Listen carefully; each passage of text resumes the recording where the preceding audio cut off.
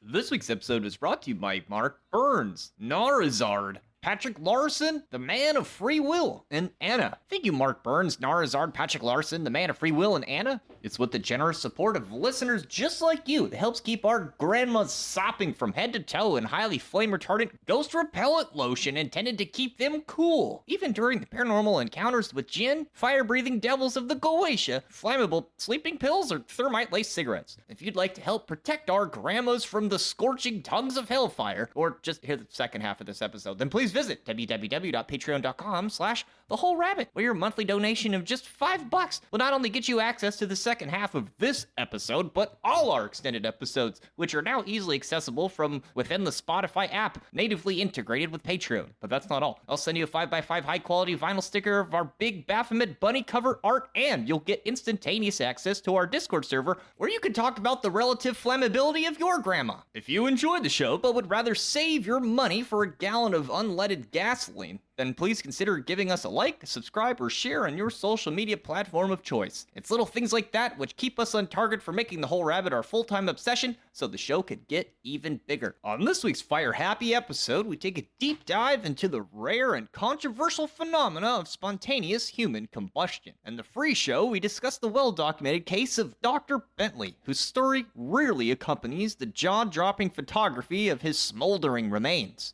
We also present the best documented cases throughout history, all the way back to the medieval era, and discuss the known risk factors that make somebody more likely to suddenly burst into flames. To wrap things up for the free show, we conclude with a closer look at the infamous case of Mary Reeser, or the CinderWoman, as she is known. For those enjoying the extended episode, we go into the metaphysical dimension and explore what may or may not be happening in terms of occult energies and paranormal causes, before concluding with an in-depth look at the rarely discussed, mind-melting case of Miss Helen Ann Conway, who was reduced to ashes in less time than it takes to microwave a TV dinner. Thank you, and enjoy the show.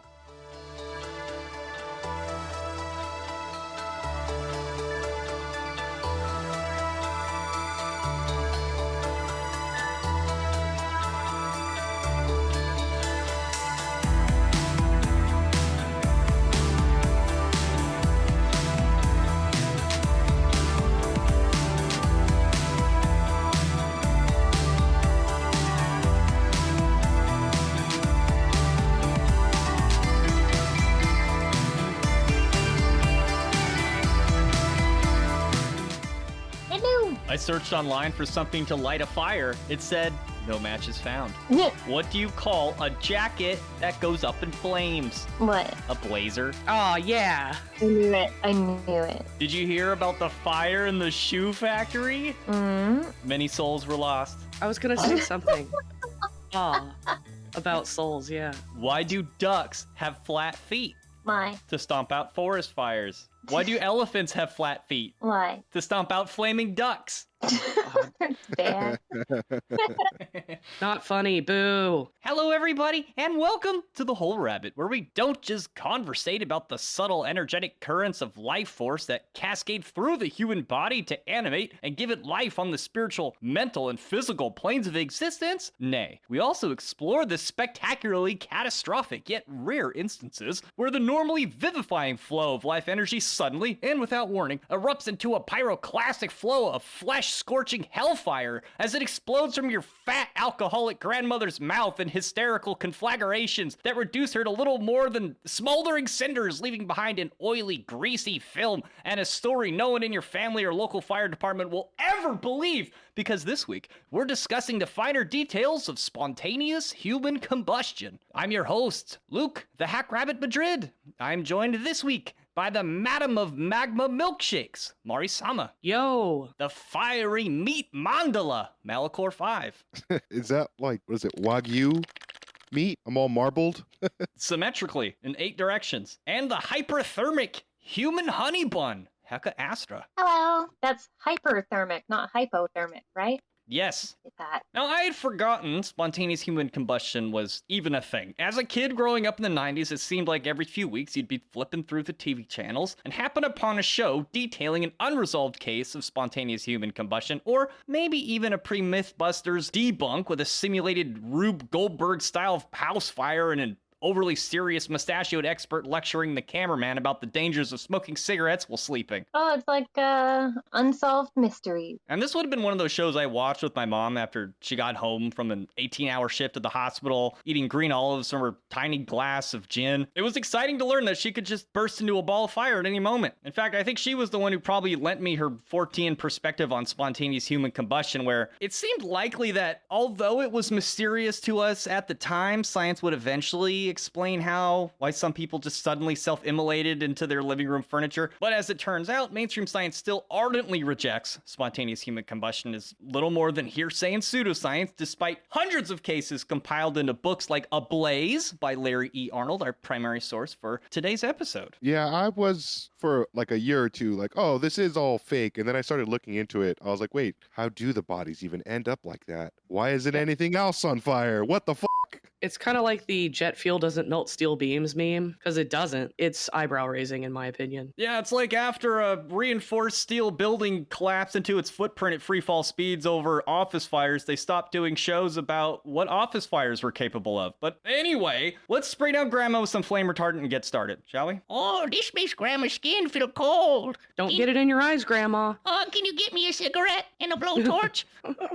It's a cold winter morning in Coudersport, Pennsylvania, and Donald Gosnell, a meter reader from the North Penn Gas Company, is walking down the tree-lined sidewalk of North Main Street with his gas meter book in hand, his feet crunching through the 5 inches of freshly fallen snow from the night before. The year is 1966, and above the snow-covered branches loom the autumn yellow clock tower from the Potter County Hall. The time reads 9:05 a.m. Gosnell is nearing one of his stops at 403 North Main Street, the residence of a Dr. John Irving Bentley. Dr. Bentley lives on the first floor of the 2-story white clapboard house, and now, at the age of 92, has been enjoying his retirement for some time. A beloved member of the community, the good doctor had once been awarded for 50 years of faithful and loyal service by the Medical Society of Pennsylvania, having opened numerous medical offices in the area and delivered more than 2,000 of its residents' children. That was back in 1945, and having stuck it out for a few more years, Dr. Bentley finally retired in 1953. In 1956, however, Dr. Bentley fell over a rocking chair and tragically broke his hip, leaving his leg all but paralyzed. When his wife died in 1959, the community, who he had served for so long, stepped up to take care of the aging doctor, who now relied on a 4-legged aluminum walker to amble about at glacial speed. In this capacity, Mary Nicholson and her husband had been particularly close, and just a day before, Mary had spent most of it tending to the aging doctor's needs and chit-chatting about days gone by before her husband arrived in the evening. They said goodbye around 9 p.m. Like so many days before, everything had been just so. In stark contrast to his glory years as a busy physician and entrepreneur of sorts, Dr. Bentley's daily routine for years had operated like clockwork. According to his housekeeper, a Miss Forness, Bentley's life now revolved around his favorite overstuffed sitting chair that occupied the middle of his cozy 15-square-foot living and sleeping quarters, his bathroom off to one side at a distance of about 12 feet. Every day, Dr. Bentley would sit in his chair from 10 a.m. until 2 a.m. the next morning, when he would turn off his gas heater and commence his 8 hours of sleep he had always recommended to his patients for so many years. In that time, Bentley would receive visits from neighbors or friends, keep up with former patients, and was even a friend to the kids in the neighborhood. Everyone loved Dr. Bentley, and despite his aging body now confining him to move at a cartoonishly slow pace, his demeanor had maintained a friendly disposition, and he maintained a positive attitude. Many said he was still smart as a whip. Although known to throw back a few drinks in his day, Dr. Bentley had given that up long ago, and now took great pleasure in his pipe, which both Miss Nicholson and Miss Forness worried was a fire hazard. After all, his comfy robe had long been polka-dotted with various spark holes, as they called them, from dropped matches or hot ashes, which Dr. Bentley, between agonizingly slow trips to the restroom, fumbled with nearly constantly. Despite their concerns, Dr. Bentley was perfectly satisfied subsisting on his tobacco pipe, his daily breakfast of shredded wheat and 1 cup of coffee. This, having been his routine for years, nobody suspected this would be the last time anyone would ever see Dr. Bentley. Donald ascended the porch stairs as normal, opened the door, and strode into the dark corridor that led past Dr. Bentley's apartment, which was to the left of the basement stairway that led to where the gas meter was installed. Once inside, Mr. Gosnell yelled, "Gas man!" as he normally did, but he was met with only silence. Figuring the old doctor had been staying up late with friends, he surmised that he must still be sleeping, and started for the basement, which he noticed there was something odd. A light blue, acrid smoke was gently wafting through the corridor. It was a strange, sickly, sweet odor that I wasn't familiar with, he said, like that of a new heating system and oil film burning, somewhat sweet. Having spent years as a volunteer fireman, Donald, not yet convinced of an emergency, cautiously made his way down to the basement to check the meter as his curiosity slowly began to grow. Gosnell descended the narrow plank staircase and amidst the sickly haze came upon the gas meter he was sent to read. After taking his reading, Gosnell turned around to leave, but spotted a pile of ashes in the far corner near the rock wall. It was a fairly large pile of ashes, about 14 inches in diameter, but what had made it? I looked overhead and saw this hole. Above the pile of ashes lingered the cherry red glow of smoldering floorboards. Oak ones about 9 inches thick. One's burned almost entirely through. Gosnell pushed his finger into some of the charred wood and found it had now gone entirely cold. Besides a few embers, this appeared to be all that was created by what seemed to be a small fire, and Gosnell inwardly concluded they must have evacuated the doctor.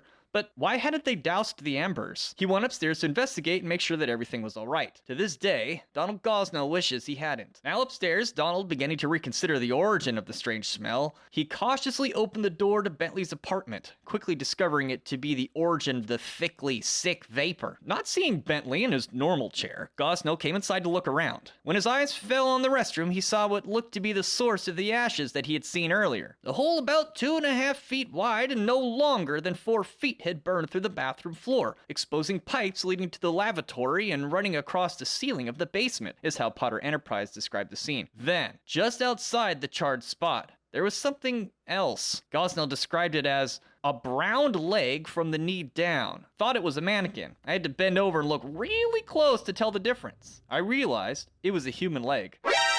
I didn't look further. Donald was horrified. I can still remember what I saw, plain as can be, Gosnell recounts 9 years later. And after I realized what I saw, they couldn't pull me back in there with a D8. I guess it's a type of bulldozer. But what bothered me most is what I didn't find. Gosnell raced back to work to phone the fire department, announcing wildly along the way, Dr. Bentley's burned up! Before the firemen arrived on scene, Donald was back on site to warn his colleagues about the horrible sight they were soon to behold. Fred Salade, the first responder on site, recalls, I was told not to go in. As each person arrived, they were met with disbelief, but quickly their eyes would confirm the ghastly warning. Dr. Bentley had, well, most of him had, entirely burned up into ashes, leaving naught but a smoldering pile on the floor. Later, Fred would write in his report, the body burned up, made a hole through the floor, and that was all. This scene was so bizarre that when Richard L. Lindholm, the countersport undertaker, arrived on scene, he, realizing something was very wrong, called the deputy coroner, a Mr. John Deck, who arrived on scene to what he believed was going to be yet another average fire death. This, very clearly, was not your average death by fire. Typically, there's a charred corpse, flayed, blackened skin, a thick acrid stench pervading the room, stains, burn damage. But all I found was a knee joint, which was atop a post in the basement, alongside what looked to be a pile of ashes and a knee neatly severed at the joint. There was no evidence of flame or nothing, just a light blue smoke and a sweet odor, like perfume, he said. Further investigation of the scene revealed that the remnants of Bentley's skull was sitting atop one of the exposed pipes that slithered down into the basement. Carl McLeod, one of the guys on scene who helped bag up the skull, recounts, on entering the bathroom, we smelled no body odor, no smoke, and the house, as old as it was, should have caught fire. If it was a fire, that at least should have been certain. There was a body reduced entirely to cinders, well, almost entirely. There certainly had to be a fire. After all, according to John J. Grenoble, a noted lecturer on cremation and former operator of the East Harrisburg Crematorium, a human body's bones began to explode at the relatively low temperature of 700 to 800 degrees Fahrenheit, and the chest cavity might open. Rapidly soaring heat reddens the body, its skin turning black, then splitting. The flesh carbonizes, then is oxidized. At these temperatures, hardly anyone would fail to recognize a corpse as human, he continues. The corpse is typically subjected to 2200 degrees for 90 minutes. Muscles and organs gradually burn from the bones,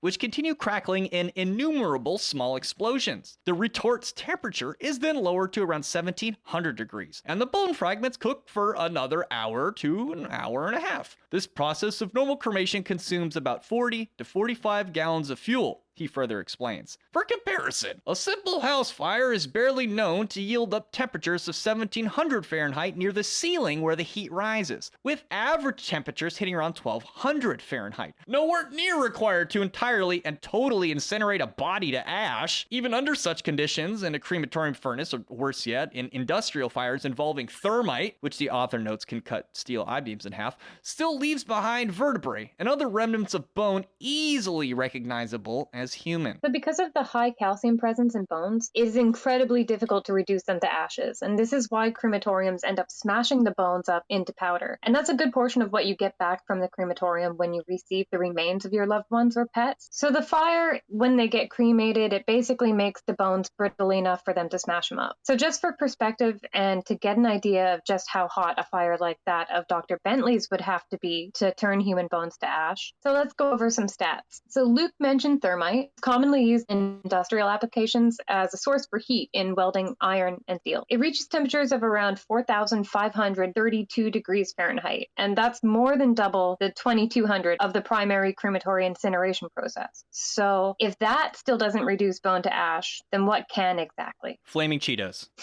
Well, what about lava? So thermite actually beats out lava for temperature, since molten lava burns up to 2,190 degrees Fahrenheit, and there have been well-recorded incidents where even lava has burned away all the body except for the bones. It reminds me a little bit of Pompeii. Yeah, totally. Like, the lava came through, but you could still see that guy who got caught wanking off at the last minute forever. Well, even though they burned, the hot ash that fell on the town actually preserved them like mummies. So what about if we go ahead and up the ante with atomic bombs? Always a good idea. Well, even with Hiroshima, the bones of its victims have aided in researching the effects of atomic explosions on the human body, and that includes the bones of victims located less than a mile away from the hypocenter or ground zero where the bomb touched down. So unless a bone has somehow blasted apart through sheer brute force to unrecognizably tiny pieces, even the heat from something equivalent to an atomic bomb like Hiroshima doesn't seem to suffice for an explanation. That's pretty remarkable. And as we learned from our Om Shinrikyo episode, this became a constant problem for them as a death cult. They had a hell of a time reducing the bodies to nothing. You'd almost always be left with bones, and the best thing they found was microwaving it. But even in those cases, it took all night, and they had industrial crematorium type equipment after some time.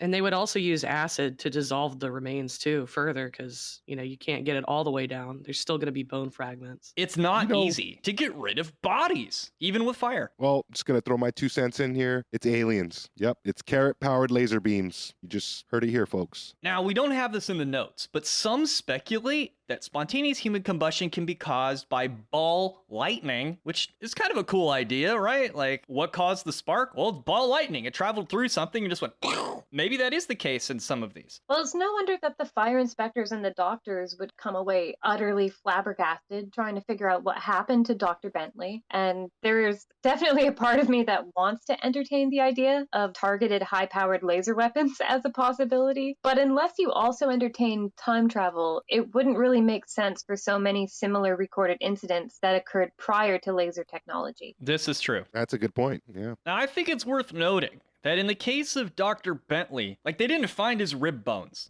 The whole middle part of his body was entirely reduced to cinders. As we mentioned, you'll even find vertebrae, you'll find rib bones and all that type of stuff in a crematorium or after a nuclear blast. So whatever incinerated his bones was insanely hot. I also think it's worth mentioning, if you go and you look up spontaneous human combustion, you will almost always find pictures of Dr. Bentley with his leg just barely outside of the flaming hole, and it's almost always mistakenly attributed to Mary Reeser, one of the most famous cases of spontaneous human combustion. So keep that in mind. If it's got a walker and it's in the restroom and it's a leg sticking out with a shoe, that's Dr. Bentley. Don't forget it. Now that we've cleared that up, whatever happened to Dr. Bentley was demonstrably irregular. After all, the aluminum walker I mentioned, you can clearly see it in the photograph. It's leaned against the tub where he burned up. It's actually fallen over the burned hole. which is even more mysterious because it's perfectly intact. In fact, the rubber stoppers on its legs hadn't even melted away. This only inches from this searing blaze that incinerated his bones. Then if you look a few inches beyond the hole's perimeter, you can see the claw-legged bathtub. It's got white enamel paint, and although it was a bit blackened, that paint was not even blistered. The spare robe that was draped over this tub had burned away, and the rest of it fell into the tub. Then, the highly combustible tar-backed linoleum floor was barely singed beyond the ominous blackened hole. It was mystifying, exclaimed fireman Fred Salade. The oddest thing you've ever seen, added Deputy Coroner Deck, whose wife then offered in reply. It's funny how one can burn up so completely, and yet not burn the house down. Strangest of all, the ceiling above this spectacular blaze was entirely untouched. That is weird, because even if you have a small house fire that's put out, there's still residue on the ceiling. Absolutely. It's the place where the fire's gonna go to. We learned earlier it's the hottest place in a house fire. But in the case of Bentley, who burned all the way through the floor, nothing. Eventually, Coroner Deck ruled the death an accident by fire, despite the investigation turning up nothing satisfactory to explain precisely what happened. This becomes a motif in spontaneous human combustion cases. Some suggested that Dr. Bentley had lit himself on fire with ashes from his pipe, or perhaps had ignited the pack of matches he used to light it, setting his robe ablaze, which consumed the old man on his way to the bathroom for some water before crumpling into a smoldering pile on the linoleum floor. Of course, a few problems exist with this theory. For instance, the pipe was sitting neatly on the table aside Dr. Bentley's chair, and anyone who knew the old man also knew it took him a whopping 5 entire minutes to even traverse the 12 feet to the restroom. At the end of the day, things just didn't add up. Eventually, a Pastor Ken Lewis would purchase the since abandoned house in the 1970s and have it completely renovated. Prior to fixing up the place, though, Pastor Lewis observed a hallmark feature of cases like this one. A thick, greasy, strange-smelling film covered the surface of the interior, a substance which could only be the remains of aerosolized human fat. Lewis described it as an oily soot, which was immensely difficult to remove. With a background in carpentry, Lewis also noticed the 9-inch burns in the oak beams under the charred hole, which, based on our current understanding of material science, suggests that it would have taken the heat from a blowtorch all of 10 hours to accomplish the same task, the entirety of time that Dr. Bentley was alone that night. So, what really happened to the old beloved Dr. Bentley? As we shall soon see, despite a few notable differences, many of the features of this case would come to be known as hallmarks of what some declare could be nothing else but spontaneous human combustion. Kaboom. Dun dun dun! So, what is spontaneous human combustion? Glad you asked. Spontaneous human combustion is an instance where a person is consumed by flames from the inside out without any evidence of an external combustion source to start the fire. This phenomenon has been documented for hundreds of years by now, and its first written mention was all the way back in the 1400s. Certain circumstances apply for these cases. Firstly, there is no readily apparent indication of the start of the fire in the environment around the person, such like Dr. Bentley's matches or his pipe. These things were placed far away from him when he did catch fire, so obviously they're not the source of the flames. Even a spilled oil lamp, flammable clothes too near to a heat source like a fireplace, these things are always absent from human combustion cases. Also, when examined, the remains appear to have burned from the inside out so thoroughly that flesh and bones will be turned to ash, but the extremities of the body, namely mostly the hands and feet, are often left intact after the fire fizzles out. Like we were talking about, the leg was severed. It looked almost like it was cut clean, but the fire just stopped burning and left the rest of the limb. Like if it's a lightsaber cut or something. Kind of, yeah. Yeah. Additionally, the area surrounding the body, even if flammable materials are present, usually does not catch fire and burn, nor do these cases usually leave evidence of a panic or struggle of the victim, suggesting that the flames engulf the person so quickly that they don't have time to respond, and the surrounding objects, even furniture they were sitting on, don't even have time to catch fire. Any objects or areas in direct contact with the incinerated body are simply left singed and smoldering, but not aflame, and they usually remain wholly intact. Despite a litany of historical documentation, even amongst medical records, mainstream science patently rejects the idea of spontaneous human combustion. Modern thinking often asserts that old records have left out important details, such as sources of ignition, and claim the immense heat generated is due to something called the wicking effect. So the wicking effect, like its namesake, evokes the image of a candle wick. The cotton wick appears to be burning on a candle, but it remains intact for a long amount of time, while the fuel source itself, the wax and oils of the candle, is what is actually burning. Because spontaneous human combustion appears to start from within the body itself, the fats and oils in the body heat up and liquefy, thereby soaking the victim's clothing and creating a literal burning human candle. Like a lamp or a candle, this type of burn is slow and efficient, which explains why the area surrounding the person doesn't have time to catch fire directly. However, the wicking effect can also happen in regular cases of combustion, such as someone passed out with a cigarette or a heart attack victim collapsing to their death near a fire source. The body catches fire at a high temperature with low flames, in this case, much like a grease fire, and simply snuffs out once the body fat has been burnt through. I'm pretty sure to demonstrate this effect, investigators have actually wrapped pigs in blanket like a piggy burrito and lit them on fire, but I don't know if it actually gets rid of the bones or not. Well, not in the test that they did with the wicking effect. And yes, you're right, they did do tests on pigs, and they would dress them in like light linen, like nightgowns and stuff, which is kind of funny to think about. It's less than ideal.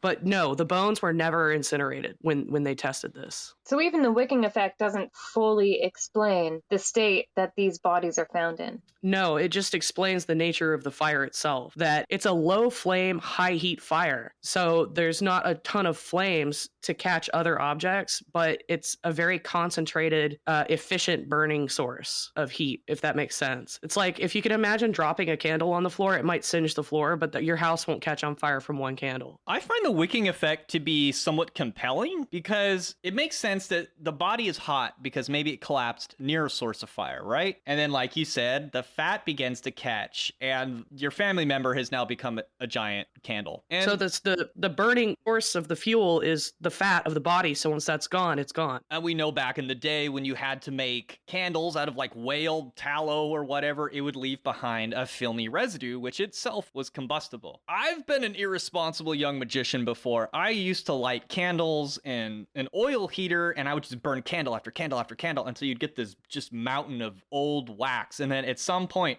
if you let one of the candles burn down to the very bottom, it would sometimes catch the old wax on fire, and then that would go out pretty easily. But if you let it burn for like, let's say 5 hours or something, that whole section was so friggin' hot. Like if you poured water on it, it would just create an oil fire, and the whole area around it just radiated this heat. And it was such that it would burn up weeks of wax. It would get so hot, it would consume all of it. And when the fire was done, there was like nothing left over. So I'm somewhat sympathetic to the idea of the wicking effect. The problem is, it just doesn't explain all the cases. It doesn't explain how burned these bodies are. Nonetheless, the wicking effect is the best modern science can do to explain what has otherwise been a matter of medical records for hundreds of years. One with a remarkably consistent set of features that baffle investigators each time it's encountered. The first of these records dates back to the late medieval period, as Mari suggested. This leaves many skeptics to point out that often these cases are related to alcoholics, and this is a possible motivation for skewing the facts with an underlying religious motive, as if the church wants to keep everybody sober.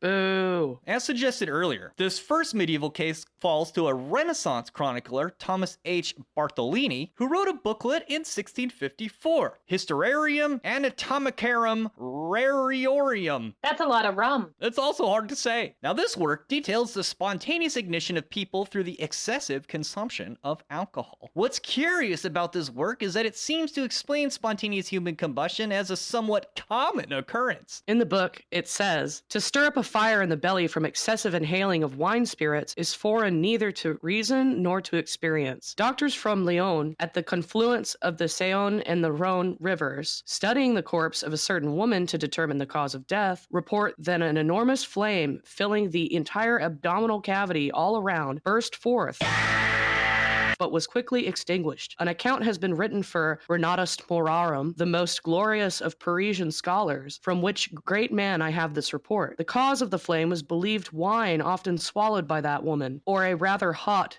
theriaceous water, which sick persons take under a doctor's orders. A knight, Polonus, during the time of good Queen Bona Sforza, having consumed two ladles of strong wine, vomited a flame, and was thereupon totally consumed. According to a report from his parents, Mr. and Mrs. Eberhard Vorsidus, the older son of the aged father living in Leyden, narrated an account to me. A deposition to the Academic Senate of Copenhagen mentions a similar case. So this guy, a renowned philosopher, he's like, yeah, everybody knows about this. This happens all the time to people who drink alcohol, wine, brandy, etc. They just sometimes light on fire. Everyone knows that. Specifically, this account was translated from Latin by Larry E. Arnold, our source for this episode, in his book Ablaze. According to Larry, this helps establish precisely how common the phenomena truly was, with Sir Polonus Forstius, a case with numerous witnesses and physicians in attendance, being the first historical case of spontaneous human combustion on record. As the story goes, Sir Vorstius, an Italian knight, was enjoying a banquet, and as Mari said, throwing back some ladles of strong brandy before he suddenly began belching up flames and died on the spot. Nonetheless, he points out that this honor of being the first spontaneous human combustion is usually extended to a Parisian pauper woman identified in other documents as an armée frau, who, according to numerous medical publications of the time, was reduced to nothing but ash while sleeping in her Paris home. In one account, according to Professor Matthias Jacobius of the University of Copenhagen, this woman had, for the last 3 years of her life, consumed liquor To the point of not taking any other nourishment, and having taken to her straw sitting chair for rest one night, was consumed along with her chair by an internal fire. to an extent that Only her skull and extreme joints of her fingers were found. All the rest was reduced to cinders. this first case recorded by medical history seems to reflect an ongoing motif of spontaneous human combustion cases which involve a heavy, long-term consumption of alcohol. In fact, Larry points out that other documentation from the University of Copenhagen seems to suggest that council members of the university had performed an inquest to determine if, due to it being so common, if it was even possible to undergo this consumption in flame without first belching forth fire from the mouth. Specifically, the university's Actum Copenhagen Afconsistorio from December 14, 1653 describes a Peter Petraeus Hoof, who allegedly was able to be consumed by flames from drinking wine when no flames from the jaws were present. Around this same time, in 1653, 3 German nobles in Cortland held a drinking contest in which, according to Sturmius, a well-known German philosopher, 2 of them died, scorched and suffocated by a flame forcing itself from the stomach. You know, I don't think these old Germans just were confusing vomit for fire. It sounds like these folks either belched up flame or they had some sort of religious propaganda motive for making it up. In fact, this same philosopher, Sturmius, suggested that it had something to do with the region. He said, like, Northern Europeans were more subject to this. And as time went on, well, the French excelled in recording accounts of it. It's really interesting because you'll find even some modern cases that describe this kind of belching forth of flame, or even that the person's mouth opened and they heard a kind of roaring sound. So this isn't just a feature of, medieval or Victorian era cases. It's something that still you'll find cases where that's something that's happened. The flames issue from the mouth. It's hard to forget if you see it, I guess. So then, to stay focused on medical reports, around 7 years later, another compelling case was recorded by an apprentice surgeon named Claude Nicolas Lecat. It's a great name. Meow. It is cute. It was on the evening of Whit Monday, a holiday following the Pentecost, in 1725, when Jean Millet took to bed with his wife around 8 o'clock. The following day was to be a busy one for the couple, who served as innkeepers for the Le Lion d'Or in Reims, which, at the time, was hosting multiple guests, likely due to the religious holiday. As the story goes, Jean's wife, Madame Nicole Millet, was a bit of a shrew and a drunk, who, unable to sleep, rose from the couple's bed and made her way into the kitchen to warm herself with a little drinky poo by the fire. Around 2 in the morning, a strange odor made its way from the kitchen throughout the hotel. Jean sprang from bed and shouted, "Fire!" which awoke the sleeping lodgers to alarm, one of which included Claude Nicolas Lecat, who was one of the first to the scene. Following what he described as an infectious odor, led him through his nose to the kitchen where, to his surprise, it was not the inn itself which was set ablaze, but the innkeeper's wife! This girl is on fire. Apparently, this made quite the impression on Lecat, who recorded the event in his memoir on the matter thusly. This woman was found consumed on the 20th of February, 1725, at the distance of 1.5 feet from the hearth in her kitchen. A part of the head only, with a portion of the lower extremities and a few of the vertebrae, had escaped combustion. 1.5 feet of the flooring under the body had been consumed, but a kneading trough and a powdering tub, which were very near the body, had sustained no injury. M. Chrétien, a surgeon, examined the remains of the body with every judicial formality. Lecat also noted how there was little, if any, smoke in the kitchen to hinder the spectacle. Even more remarkable was, despite enough heat to disintegrate part of the woman's skull, little to no damage was done to the wooden objects around the incinerated woman, which Lecat avowed solemnly was caused by the visitation of God. And then Lecat would go on to be a really well-respected scientist, chemist, etc. So this flies in the face of those who say, like, well, a medical professional has never seen it happen. They've never been in attendance when somebody's burning. It's like, well, they have, actually. Now, of the 23 examples that Larry sourced from the 1700s, at least 19 of them involved alcohol, and most of the victims were women. So that's around 83% of cases involving alcohol. So you've got women, drunkenness, and raging balls of fire. So I'm just going to put it out there that all of these have very Sekhmet energy to them. The instances of spontaneous human combustion cases which overlap with alcohol have since become one feature that debunkers often cling to, as the entire phenomena is sometimes chalked up to an overeagerness on authorities' behalf to admonish drunks and promote temperance, as we've mentioned earlier, making the entire concept of spontaneous human combustion little more than a linchpin for religious propaganda. This trend was not lost on French scholar Pierre-Aimé Lair, who, in 1808, noticed that he believed to be a dubious overlap between drinking and a seemingly miraculous propensity to suddenly self-immolate. I confess that at first they appeared to me worthy of little credit, but they are presented to the public as true by men whose veracity seems unquestionable. In an attempt to explain how this might occur, Lair suggested that perhaps it was blood cells rubbing together, which would then raise the body temperature through fiction to such an extent that any small external stimulation, like alcohol, would ignite a runaway combustion. Of course, as silly as this might sound today, Lair did his best to compile the reports he had available at the time, 20 or so in number, and in so doing created a landmark research paper called On the Combustion of the Human Body Produced by the Long and Immoderate Use of Spirituous Liquors, which was published in the journal Des Physiques in 1808. In this study, Lair identified 8 characteristics of spontaneous human combustion cases. 1. The person who experienced the effects of this combustion had, for a long time, made an immoderate use of spirituous liquors. They was drunks. 2. The combustion took place only in women. 3. These women were far advanced in life. The old biddies light up a bit easier, don't they? Their bodies did not take fire spontaneously, but were burnt by accident. 5. The extremities, such as the feet and the hands, were generally spared by the fire. Obviously, this is because women are notorious for having cold feet, and they've driven their husbands crazy at night trying to warm them up on their husband's hot flesh for as long as anyone has ever remembered. 6. Sometimes water, instead of extinguishing the flames that proceeded from the parts of fire, gave them more activity. Now, this seems to suggest an oil fire, which is compatible with the modern wick theory. Like, if they're a giant candle and you pour water on them, it might make it worse because it's an oil fire. 7. The fire did very little damage and often spared combustible objects that were in contact with the body at the moment when it was burning. Remember the tar-backed linoleum floor? Should have lit right up, but it didn't. No, it didn't. And finally, 8. The combustion of these bodies left a residue of fat and fetid ashes, and an unctuous, stinking, and very penetrating soot. Now, although Lair declared that the phenomena may also be capable of men, he was quick to announce that he had never seen such a case and gave the following reasons why he felt the ladies were more susceptible to spontaneous ignition. The female body is in general more delicate than that of the other sex. The system of their solids is more relaxed. Their fibers are more fragile and of a weaker structure, and therefore their texture is more easily hurt. Their mode of life also contributes in increasing the weakness of their organization, concluding that women were more subject than men to become corpulent. To couch this conclusion in scientific terms, he supposed that a sedentary lifestyle and a hearty diet of brandy increased the body's level of hydrogen,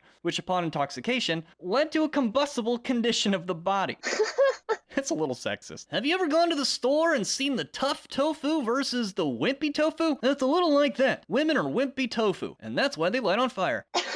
So prevalent was alcohol abuse in these cases that it's presumed the role of this phenomena was almost entirely taken for granted. And while this prompted numerous experiments throughout the years, nobody ever succeeded in getting a sufficiently marinated piece of meat to be ignited to the point where the protein was burned entirely to ash. For the most part, if you soak meat in alcohol and light it aflame, the best you'll usually accomplish is some low blue flame that does little but gently roast the sample. In fact, this experiment was taken to its extreme in a handbook of the practice of forensic medicine in 1861, where a 5-month fetus, quote, which had lain in spirits as an anatomical preparation for an unknown length of time, very scientific, and whose tissues must therefore have been even more saturated with combustible matter than those of the most inveterate topper could ever come, was so exposed the most intense flame of a small chemical glass and metal smelting furnace that the apex of the cone of the flame was applied to the body.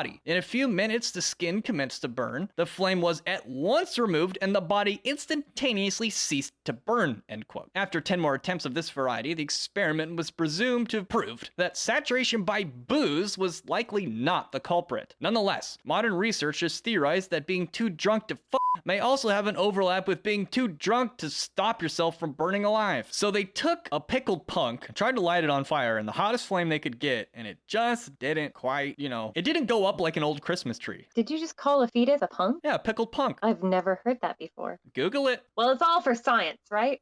It was for science, not getting rid of evidence or worshiping Moloch or something. That definitely was not what was happening. Burning babies and something. Yeah, I was going to say, why don't we ask the guys at Bohemian Grove how hot a flame needs to be for the cremation of care ritual to be successful? They're like, well, you have to circle it counterclockwise 5 times while sprinkling the piss of Vladimir Putin on the altar. Otherwise, it won't work. Now, this brings us to the most famous case of spontaneous human combustion, the case of Mary Reeser. Also known as Cinder Lady. Mrs. Mary Hardy Reeser, her husband, a renowned physician, had been passed away a few years prior. Her son, having followed in his father's footsteps, had also become a physician. It was the early 1950s in St. Petersburg, Florida, and now Mary was living in a well-furnished modern apartment by herself. The building was at 1200 Cherry Street, called the Alamanda Apartments, and it was fairly new at the time, and she was living in apartment number 1. Despite the building having 5 rentals and 1 hotel room, the only people that were living in the building were Mary and her landlord, Pansy Carpenter. Oh, what a great name. That's an awful name. I'm so sorry. Pansy Carpenter. He's mild, like Jesus. It's a lady. Oh, whatever. Same thing. So on Monday, July 2nd, 1951, Pansy woke up at 5 a.m. to the sound of a dull thud, like the sound of a door being closed. She got up to look around outside, and not noticing anything amiss, she headed back to go to bed. Once she was back inside her apartment, she thought she smelled smoke, but thinking it might be an electrical pump in her garage that she previously had issues with, she simply went to her garage, turned off the pump, and went back to bed. At 6 o'clock, she decided to get up again and fetch her newspaper, and at this point, she thought it was a little strange that she couldn't hear Mary listening to the radio, since that was her usual morning routine. So no longer smelling any smoke, Pansy didn't really think anything more of it, and she had no suspicions that something dire had happened to Mary. She typically started her day before 6 a.m. She listened to the radio, did chores around the house, and by 7 or 8 a.m. she would start sitting around waiting for her son, Dr. Reeser, to show up for coffee. After his coffee, Mary would often do errands for him, so she would leave, but she would regularly be home by 4 p.m. Then, once home, she would have nap time, which was followed by going back out for dinner at her son's house, then again home by 8 p.m. And once she was home again, she would listen to her radio until it was bedtime, do it all over again the next day. Pretty straightforward. Sounds kind of nice. So the day before, however, when Mary had come home from her errands, she was said to look like she was upset, and at 5:30 that evening, her daughter-in-law had visited. Later on in the evening, Mary was seen wearing her bedtime attire, which was a rayon nightgown and black satin slippers. So the following morning, just a couple hours after Pansy fetched the newspaper, around 8 a.m., a boy from Western Union came by, and he had a telegram for Mary from her friend in Pennsylvania. When he asked Pansy which apartment that he could find Mary in, Pansy said that she would deliver it to Mary since she already had a newspaper that she was going to bring to her. When Pansy approached Mary's apartment, she found that the screen door was unlocked and the doorknob was abnormally hot. She shouted for the boy to help her, but with no answer, she called out to 2 other painter painters that were across the street. The two men entered Mary's apartment, and Pansy went back to her own apartment to call the fire department and also Mary's physician's son. What the painters found inside Mary's apartment was truly mind-boggling and horrifying, just not at first. Upon entering, the one man could see that there was no one on the bed, but that it did look like the bed had been slept in. The apartment was kind of smoky. The second man went through the entire apartment, only noticing a smoldering pile on the floor on his way back out. That smoldering pile, which was then put out with a hand pump, was in fact Mary Reeser. Grandma! So the 67-year-old widow was so entirely burnt to cinders, hence why she was called later on Cinder Lady, that only a portion of her leg, her bare backbone, and skull were found among the ashes. Damn. It's weird though, because despite her skull having survived, it was said to have been the size of a teacup. Oh, so you could drink out of it. That's a whole new meaning for bone china. So wait, you're saying it's like a shrunken head size? Yeah, so I don't know exactly how that works, but her shrunken skull is a feature that's included in most documentations of this case. Voodoo.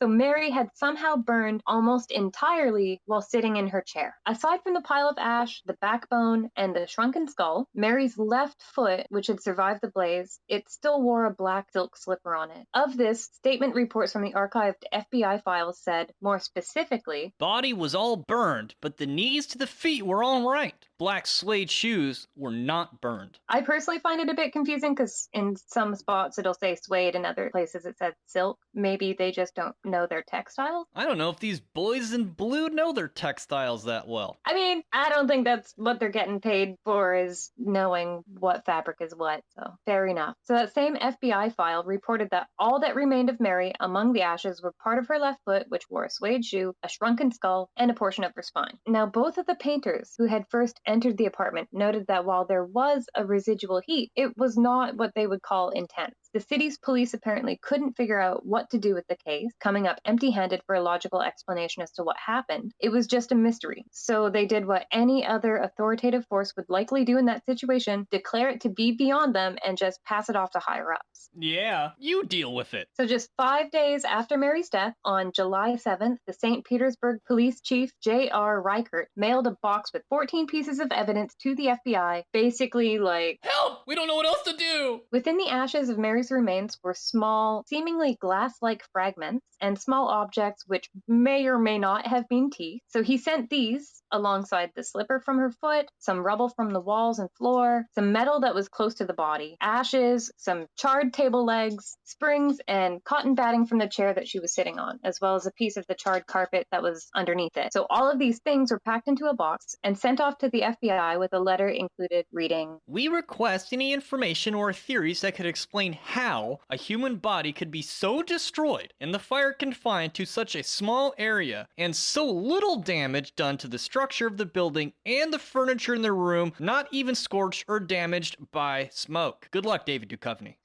So that particular characteristic, not even scorched or damaged by smoke, is really strange. There's never a lot of smoke. So even though her apartment was reported to be kind of smoky, nothing actually seemed to suffer any smoke damage. Like weed. So I don't know if any of you guys have ever had a serious fire inside your house, but last summer I did. And long story short, my kettle boiled dry, the handle melted, and it caught on fire. It set my spice rack on fire, which caught the hood vent above it on fire, and the stove. And the only reason the house didn't burn down is because I noticed the smoke from the other side of the house, ran into the kitchen, and by the grace of God managed to put the fire out with the extendable hose of my kitchen sink faucet. So everything in every room of the house was black and sooty. And I do mean everything. Like my carpet, every dish inside the closed cupboards, books in other rooms, even the cobwebs in the corners of the ceiling on the complete opposite side of the 3-bedroom house were totally black. Everything sooty, everything covered. And this kind of smoke damage is not only common, it's absolutely expected with fires inside of homes. But in Mary Reeser's case,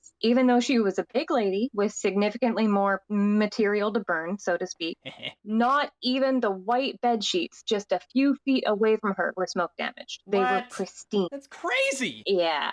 So the way the scene of the aftermath was described in the reports, it paints more of an image of a smokeless fire with intense heat than it does a normal house fire. So it was a djinn? That's kind of what it sounds like when they describe how untouched everything is by, just putting it out there. So despite the room Mary was in appearing to be largely untouched, some light switches and floor plugs were melted. The clock in the room stopped at 4:20 a.m. and the room itself showed signs of extreme heat in the ceilings and walls. But that being said, funeral directors stated that the fire damage was not enough for the fire that would have had to consume her. Did the clock really stop at 4:20? Yes, it did.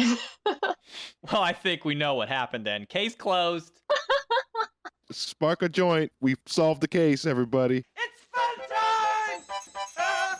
time! That's what the book Ablaze is really about. So the fire chief was also without explanation, noting that all electrical outlets worked well, even if many of them were slightly melted. And additionally, that the wall-mounted gas heater was off and secure. There were electrical outlets just a few feet below the melted light switches, and those were completely functional and intact. The paint on the wall directly behind where Mary was sitting in her chair wasn't even cracked or scorched. What? Like the paint wasn't cracked or scorched at all, just like the bathtub of the Bentley case. The rug beneath Mary's chair was only burned directly below where she was. What I find really fascinating is that there were candles on a windowsill that were melted completely, but their wicks remained standing upright inside of their candle holders, as if they defied gravity. That's weird. Yeah. On top of all this, there were also newspapers that were located directly behind the hot corner that were completely lacking any damage whatsoever. Huh. And that clock, which had stopped at 4:20 a.m., that was taken over to Pansy's apartment. It was plugged in and tested. And when they did that, it functioned totally normally. What? 420 blaze it.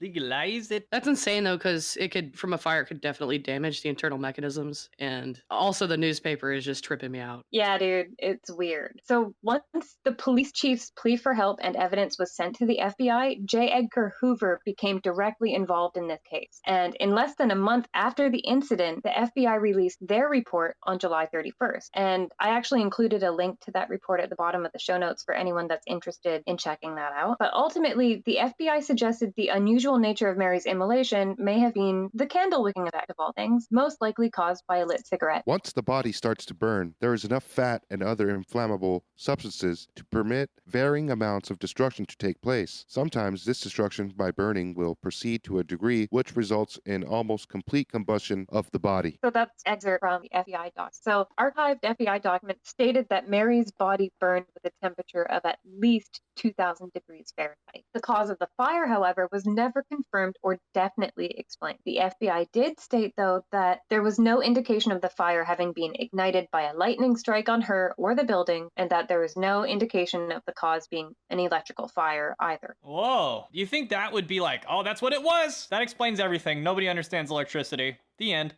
While the FBI did not really provide a direct answer to how she definitely caught on fire, they did actually provide a theory that they thought was possible, and that theory involved sleeping pills. Well, obviously it was sleeping pills that lit her on fire. Yeah, they're so flammable. Man, these sleeping pills are fire. Well, apparently Mary was known to take a barbiturate hypnotic, and that's a now obsolete sleeping medication which was called Xenacol or secobarbital. So secobarbital is one of the medications which has now largely been replaced by the more commonly used benzodiazepine family. Those are actually healthy for you. The FBI theorized that maybe Mary took these sleeping pills and she fell asleep while smoking a cigarette. And this is essentially the FBI's theory in a nutshell, since the rest of the explanation depends on those two factors being fact. The report read as follows. Due to the fact Mrs. Reeser had taken a considerable Due to the fact Mrs. Reeser had taken a considerable amount of sedatives at night, and we do have evidence that she told her son, Dr. Richard Reeser, that she had taken 2 sedatives at 8 o'clock p.m. and was going to take 2 more, there is every possibility that Mrs. Reeser, while sitting in the overstuffed chair, could have become drowsy or fallen asleep while smoking a cigarette, thus igniting her clothes, as at the time she was clad in a rayon acetate nightgown and a housecoat. Yeah. What is rayon exactly? So rayon is a fabric that, although it's made from the byproducts of bamboo or wood pulp manufacturing, it's a man-made natural fabric. So that means that even though it's made from a natural fiber, it cannot truly be considered a natural fiber. So it's technically a synthetic. So rayon goes through a huge amount of chemical processing and it's quite flammable. Both rayon and acetate are considered to be readily flammable fabric. They ignite easily and they burn rapidly and continuously. So, I mean, fair enough. I could see how it might be a candle wicking effect that could result from dropping a lit cigarette on herself, but it is still just a theory. And since they could not say for sure that this is actually what happened, there's still a lot of unanswered questions about this case. The FBI reported a lack of accelerants in the document. In other words, there's no fuel that was used like gasoline, and that greasy substance that coated several of the items that they examined was human fat, something which may take away from the plausibility of the FBI's theory that relies on the sleeping pills is that a Tampa Tribune reporter supposedly looked into Mary's medicine cabinet and noticed that there were only standard digestive aids inside. What? They just made up the sleeping pill thing because that made it more believable, huh? Well, at this point, it's all like the sleeping pill part is all hearsay. And there's also not really any evidence saying that like this many sleeping pills will make you so comatose that you wouldn't even respond to your own flesh burning. So included in the FBI document is a report by a professor at the University of Pennsylvania, where he said that in his experience, only specific conditions could result in the way that Mary Reeser's body was found. One more thing that's at odds with the FBI's findings was that the report from the doctor that had come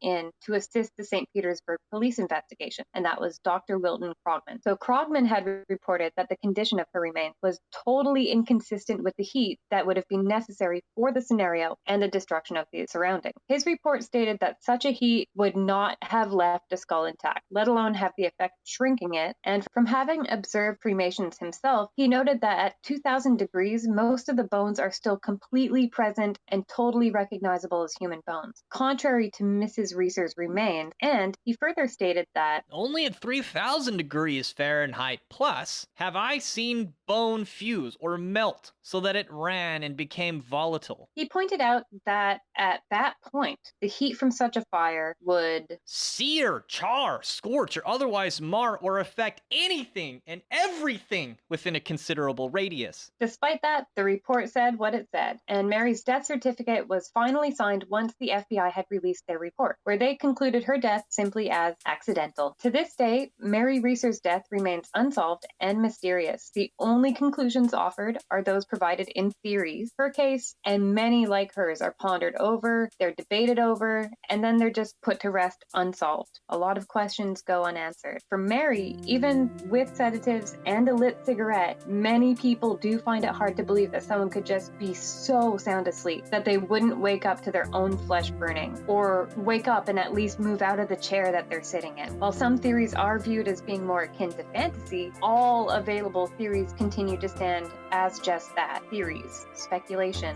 thoughtful problem solving without conclusion. None of them are able to say for certain what happened, and we are all left without enough evidence to declare anything otherwise. But if you'd like to hear the rest of this episode, where we talk about some of the miraculous instances and the weird effects that happen in spontaneous combustion cases, the role of fire in the occult sciences, some possible spiritual or psychic reasons for spontaneous human combustion, a little bit about Kundalini, My whackity schmackety theory, and some spectacular, rare, hardly known cases of spontaneous human combustion in detail, then please visit www.patreon.com/thewholerabbit, where your donation of just $5 will not only get you instantaneous access to this extended episode, but all of our extended episodes going way back into the BC era. But besides that, I'll also send you a 5x5 high quality vinyl sticker of our Big Bunny Baphomet cover art, guaranteed to show your neighbors that you love religious liberty, and you'll even get the secret keys to our Discord server, where you can talk to us about that one time your grandmother went up in flames. from lasers?